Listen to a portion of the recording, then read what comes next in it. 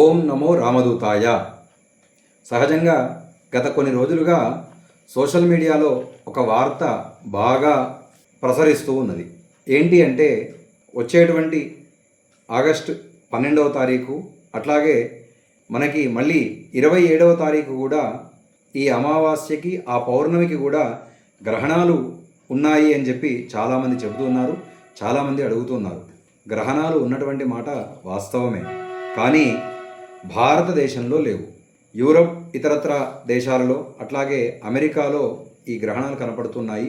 మనకు పాక్షిక గ్రహణాలే తప్ప ప్రత్యక్ష గ్రహణాలు లేనందున మనము గ్రహణ సంబంధితమైనటువంటి నియమ నిబంధనలు ఏవి కూడా పాటించాల్సినటువంటి అవసరం లేదు. అట్లాగే ఫిబ్రవరిలో కూడా 6వ తేదీ మరియు 20వ తేదీ కూడా గ్రహణాలు ఉన్నాయి. అప్పుడు కూడా భారతదేశంలో మనకి గ్రహణాలు లేవు. కాబట్టి అప్పుడు కూడా విదేశాలలోనే గ్రహణాలు ఉన్నాయి. కాబట్టి ఈ గ్రహణ సంబంధితమైనటువంటి నియమ నిబంధనలు ఆగస్టు మాసంలో కానీ లేదా ఫిబ్రవరిలో వచ్చేటువంటి 2027 సంవత్సరంలో వచ్చేటువంటి సమయంలో కానీ ఎటువంటి గ్రహణ నిబంధనలు పాటించాల్సిన అవసరం లేదు.